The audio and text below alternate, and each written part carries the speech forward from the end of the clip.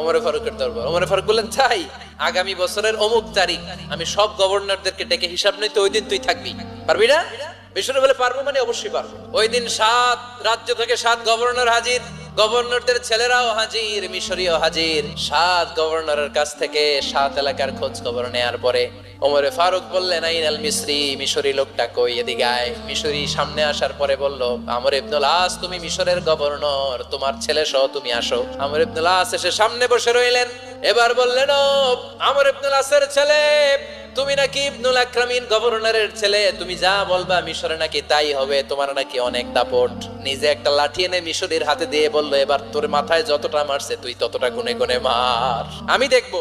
আমর ইবনুল আস দেখবে, আমর ইবনুল আসের ছেলেরে তুই এখানে মার। সে বলতেছে, থাক, আপনি বলছেন এতেই যথেষ্ট, মারা লাগবে না, আমি মাফ করে দিলাম। ওমরে ফারুক বলল, খবরদার, মার, মার ওর মাথার মধ্যে। মিশরী ওমরে ফারুকের